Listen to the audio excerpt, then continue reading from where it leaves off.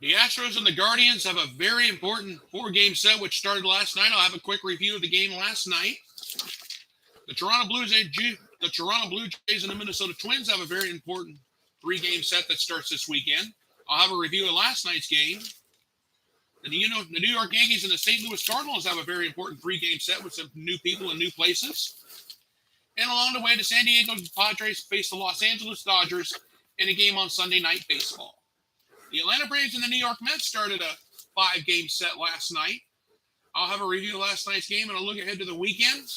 The NASCAR Cup Series is going to be at the Michigan International Speedway, and the IndyCars invade the streets of Nashville. And I have three very close baseball races that I'm paying very close attention to. We will have all of that today, and we will start the show right after this. My name is Cleveland Brown, and I am proud to be right back in my hometown with my family. There's old friends and new friends and even bad. Through good times and bad times, it's true love we share. And so I found a place where everyone will know my happy black guy face. This is the Cleveland Show.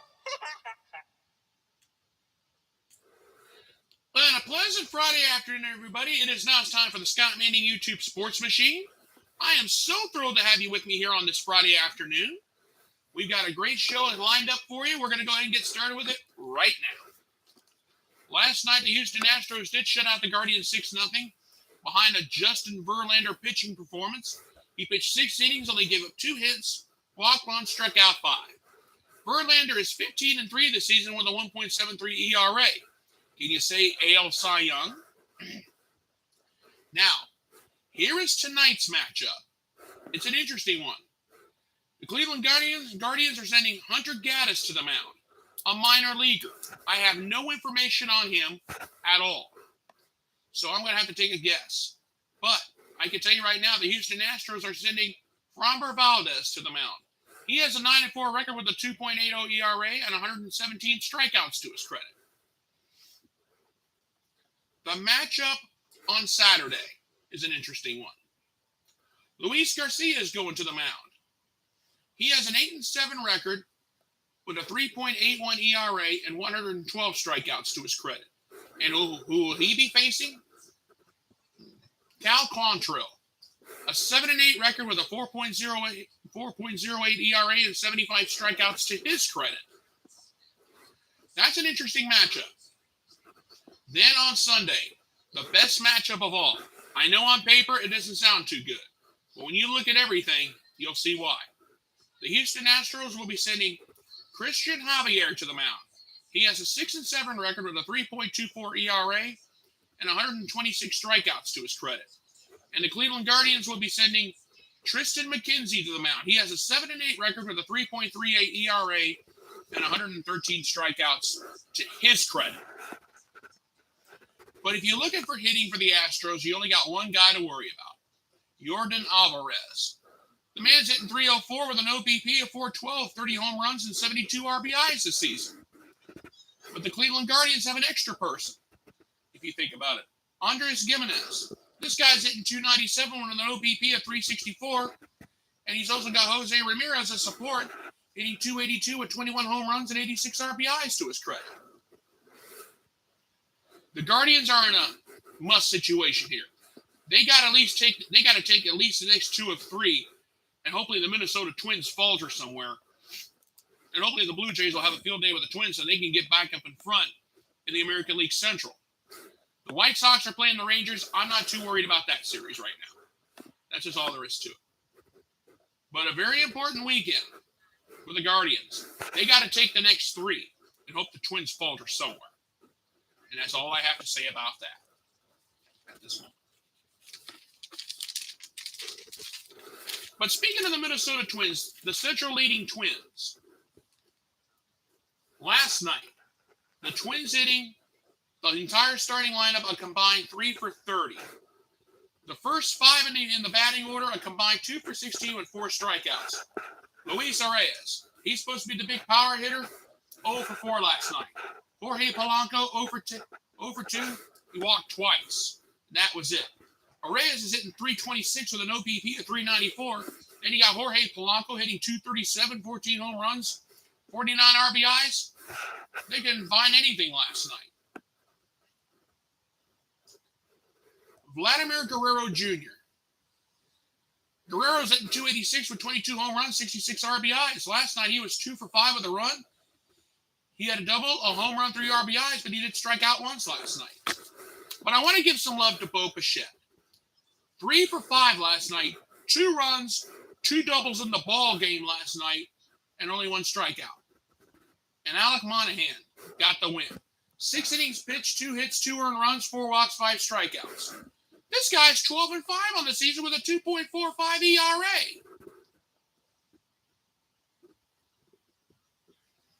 Think about that.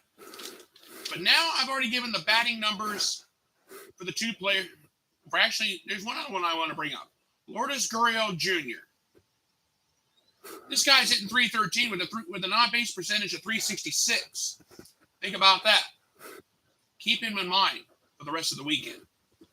But now the pitching matchups that everybody wants to know about. For the Toronto Blue Jays tonight, the Blue Jays will be sending Jose Berrios to the mound. He has an 8-4 record with a 4.96 ERA and 106 strikeouts to his credit. Who will he be facing tonight? The newest member of the Minnesota Twins, who came over in a trade. Tyler Mahle. Used to be with the Cincinnati Reds, not anymore. He has a 5-7 record with a 4.40 ERA and 114 strikeouts to his credit. This can be an interesting matchup here tonight. Keep that in mind. As I say this to you, this could be the matchup of the weekend. Now, the Saturday matchup, the Blue Jays are keeping it a mystery. But the Minnesota Twins will be sending Dylan Bundy to the mound. A 6-5 record with a 5.04 ERA and 68 strikeouts to his credit. Then the Sunday main event out in Minneapolis. Kevin Guzman takes the mounds for the Toronto Blue Jays. Now, he may have an 8-8 record, yes, but he has a 3.06 ERA, 132 strikeouts to his credit. And he'll be facing Chris Archer, a 2-5 record with a 4.05 ERA, 62 Ks to his credit. The Blue Jays are fighting for their AL Central lives right now. They only got a 1-game lead over Cleveland and 2-game lead over Chicago. As we go into the weekend, the Twins are in the same situation the Guardians are in against the Astros. They got to take at least 2 out of 3 or take the next 3 to have any chance. And this is a big if the Blue Jays sweep the Twins, we could have a whole new battle in the Central Division. And I'll address that here in a little bit. Don't worry. But I'm telling you, it's going to get interesting to see how this one goes. That's the truth of the matter.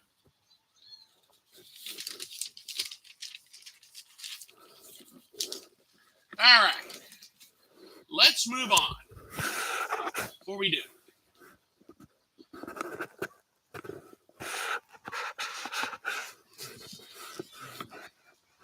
The New York Yankees have a very important 3-game set against the St. Louis Cardinals.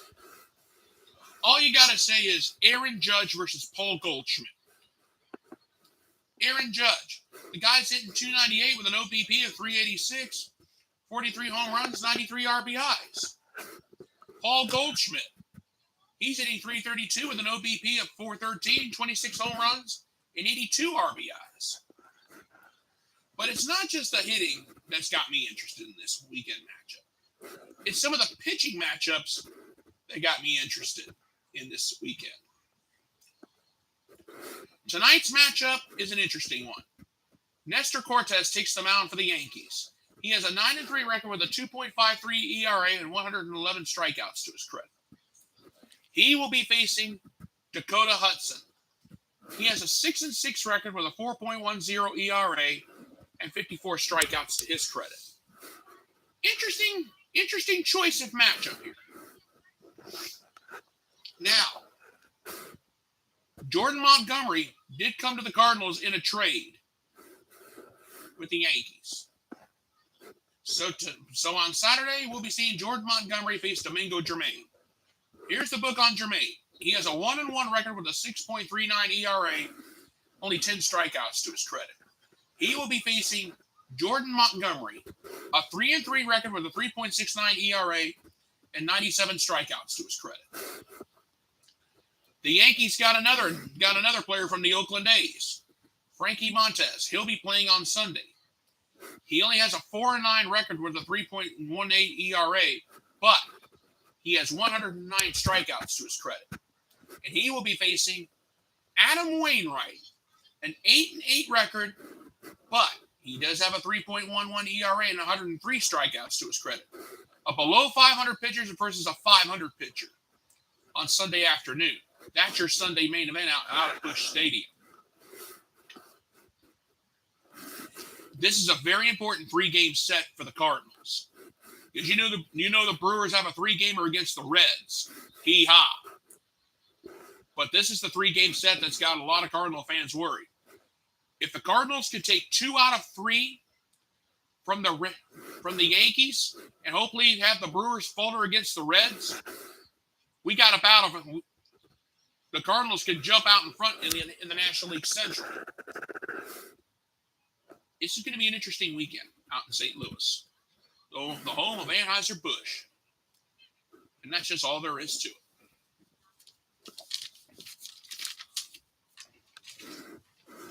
Now, we've gone from the East to the Central. Now let's head to the West Coast.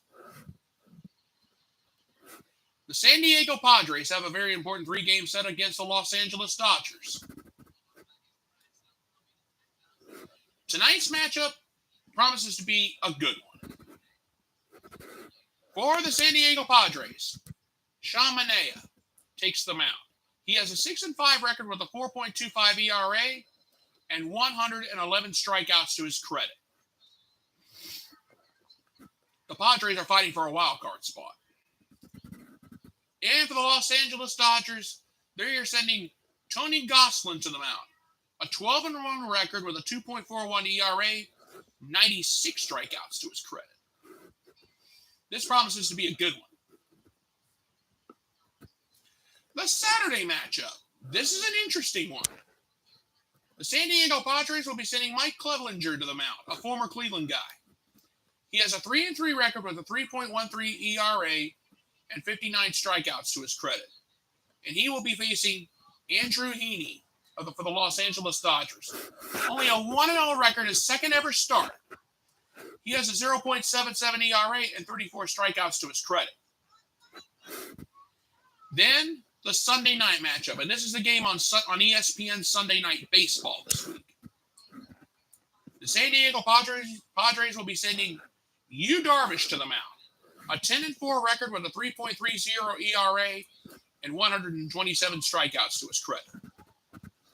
And the Los Angeles Dodgers will be sending Tyler Anderson to the mound.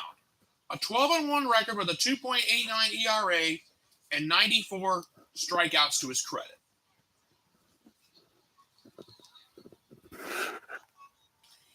If you want hitting numbers, I got 3 players to watch. 2 for the Dodgers, 1 for the Padres. For the Padres, you got Manny Machado.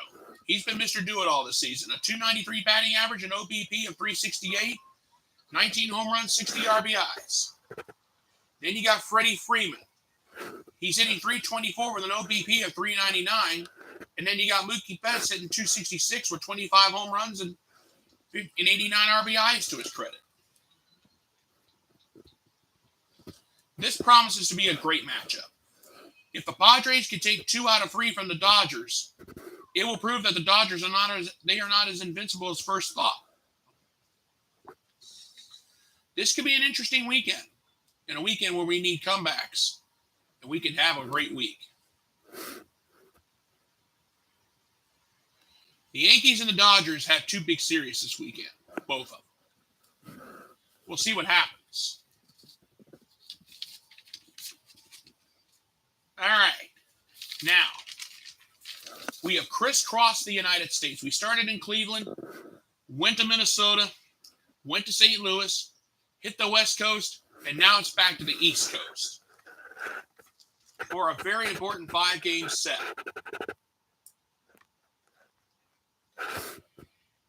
The Atlanta Braves face the New York Mets in the remaining 4 games of a very important 5-game set.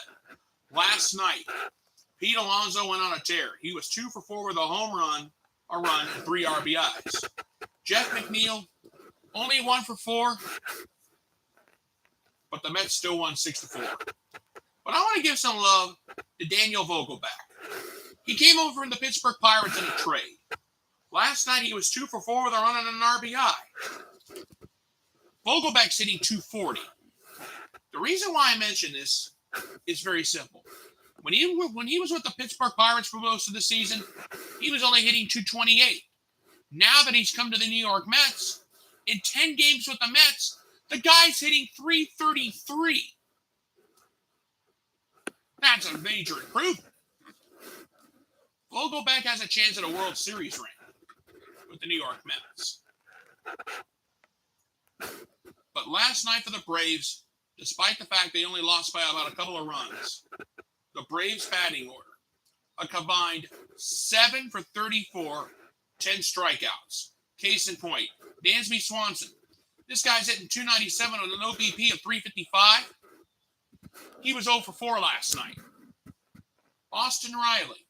He's hitting 297 with 29 home runs, 68 RBIs. 0 for 3. He struck out twice. But the hitting for the Mets has been good. Has been great. Now Jeff McNeil last night 1 for 4. This guy's hitting 302 with an OBP of 360. Pete Alonso, you know about him. 278 with 29 home runs and 91 RBIs. That's very big. And that is huge. Now, here are the rest of the weekend matchups for the remainder of this very important 5-game set. Tonight, the Atlanta Braves are sending Ian Anderson to the mound. A 9-6 record with a 4.99 ERA and 90 strikeouts to his credit. And the New York Mets will be sending Tajon Walker to the mound. A 9-2 record with a 2.79 ERA and 80 strikeouts to his credit. The Mets and the Braves have a doubleheader on Saturday. The opening game of the doubleheader features a very excellent pitching matchup. Max Fry, a 10-3 record with a 2.58 ERA and 122 strikeouts to his credit. Max Scherzer goes for the Mets. A 7-2 record with a 2.13 ERA, 109 strikeouts to his credit. Then on the second game on Saturday, kind of scratching my head a little bit. But the Braves will be sending Jake Odorizzi to the mound. He has a 4-3 record with a 3.75 ERA, 46 strikeouts to his credit. And the New York Mets will be sending David Peterson to the mound. An 8-2 record with a 3.54 ERA and 86 strikeouts to his credit. Then on Sunday afternoon, the big Sunday main event. Some of you guys may be scratching your heads on this one, but I'm not. The Atlanta Braves will be sending Spencer Strider to the mound. A 6-3 record with a 2.79 ERA and 133 strikeouts to his credit. And the New York Mets will be sending Jacob deGrom. Yes, he's back. His second start of this season after Tommy John surgery. He has a 1.80 ERA and 6 strikeouts to his credit. Welcome back, deGrom. The Mets organization has missed you. I have. And the Mets. And because of you, you may have just taken the Mets to the pennant, at least. Possibly a World Series, depending on how everything goes. The Braves and the Mets are in a very important series, a very important battle. The Braves have to take the next 3 out of 4 to stay in the race for the National League East. If the Mets take this series, it could be bye-bye Atlanta. Could be. Because if you think about it, we got a battle for the divisions. 3 divisions I'm watching. American League Central, no changes, nothing major league, no major movement last night. The Twins, Guardians, and White Sox, all three of them lost. And at the worst possible time. The National League East, the Mets and Braves, this 5-game set is going to tell the story. The Mets now have a 4.5-game lead in the National League East. In the National League Central, it is a virtual dead heat. The Cardinals and the Brewers are now tied atop of the division. The Cardinals are the ones that've got to go out. They've got to go out and at least take 2 out of 3 from the Yankees and hope the Brewers have trouble somewhere.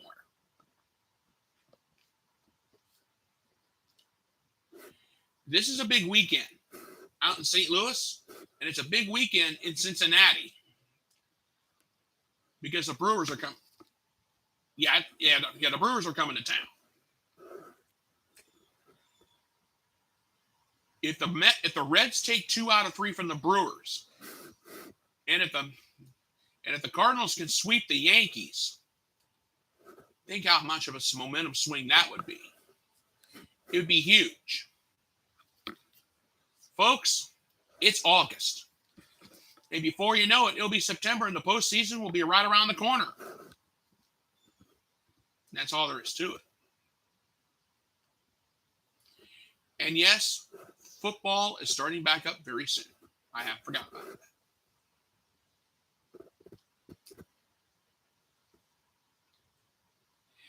Let me say this before we move on. In the American League Central, the Guardians have to take the next 3 against, at least take 2 out of 3 against the Astros, and hope the Twins have more trouble against the Blue Jays. The White Sox, they're the team. They're the ones that are in the must-win, going the rest of the way. In the National League East, this 5-game set's going to tell the story. And in the National League Central, it's a dead heat. And that's all there is to it.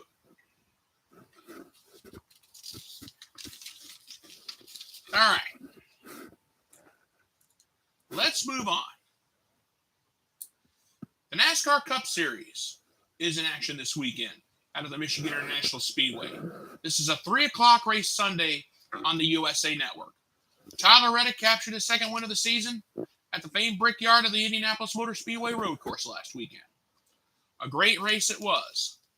You guys know the 4 drivers that are fighting for the remaining 2 playoff spots on the ballot in the chase for the Cup. Kevin Harvick, Martin Truex Jr., Ryan Blaney, Eric Almirola.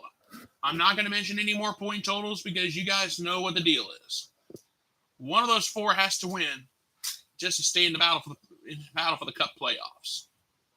Last weekend, Harrison Burton, driving for the Wood Brothers, had a great weekend, finishing 3rd in Indianapolis. Anything can happen at the Michigan International Speedway.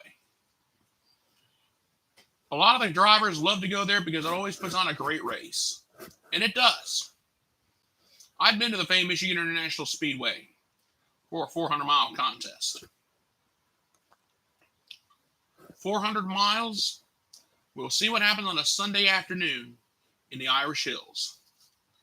What a great race that's going to be, and how much fun I'm really going to have tuning in next Sunday, this coming Sunday.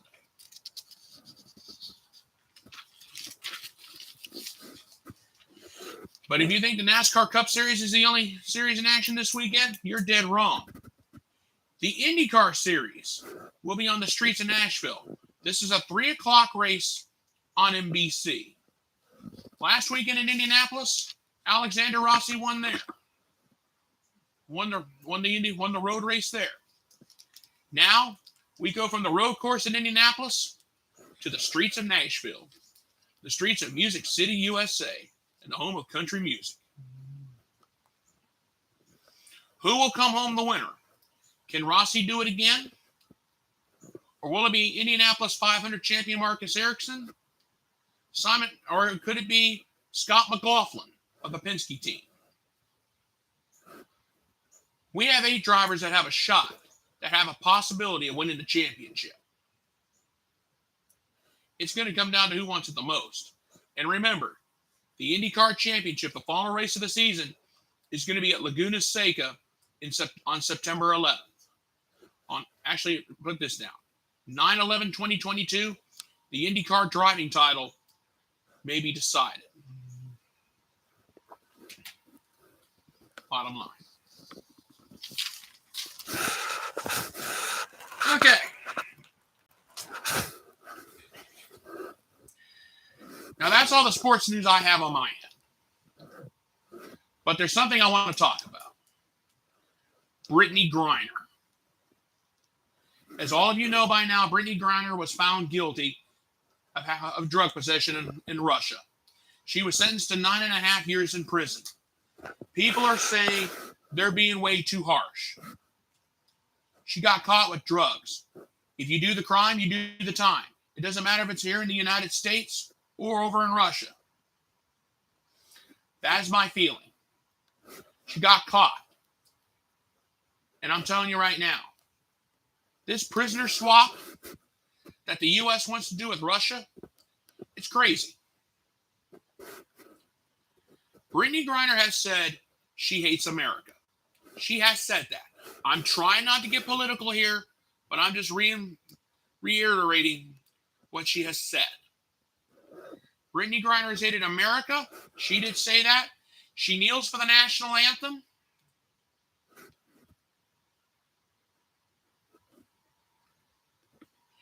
Maybe if she comes back to the U.S., she better thank the U.S. government for getting her out of Russia.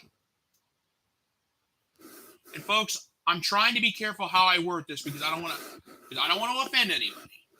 But it is what it is. I can't lie. It's all over the news.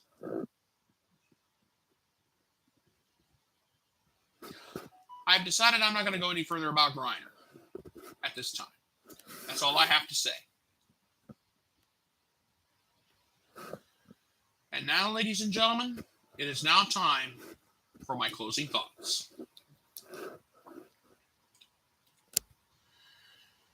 This past week, Major League Baseball lost an icon in Vin Scully. A man who's called 25 World Series, 12 All-Star games. He's done golf.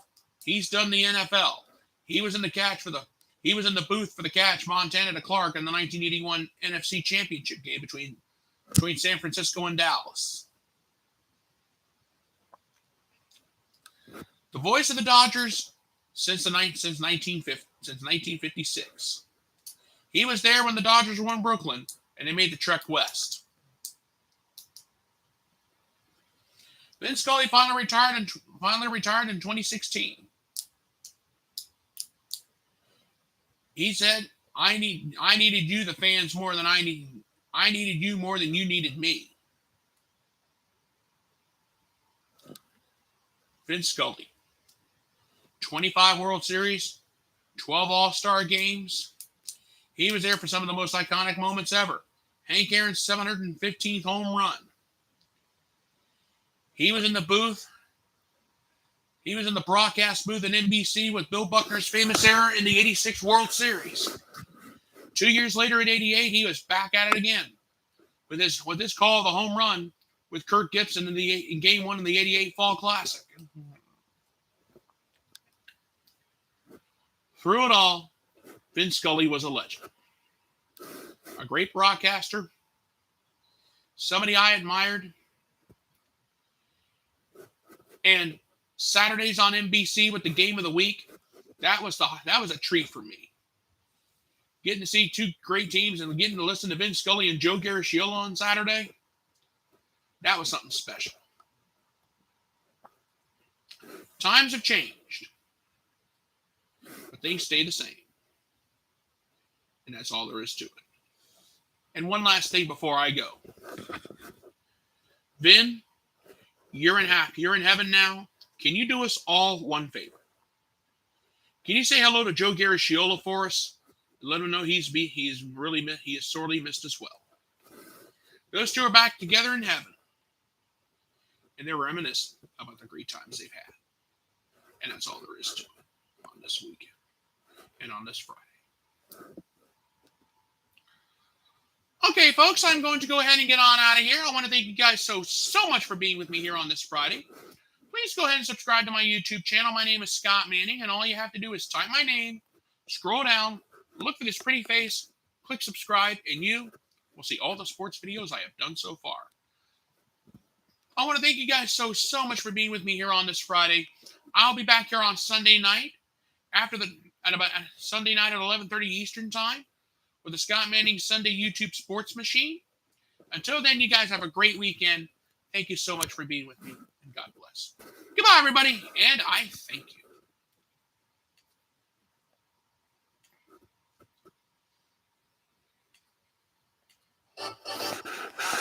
Cleveland Brown, and I am proud to be right back in my hometown with my new family. There's old friends and new friends and even a band. Through good times and bad times, it's true love we share. And so I found a place where everyone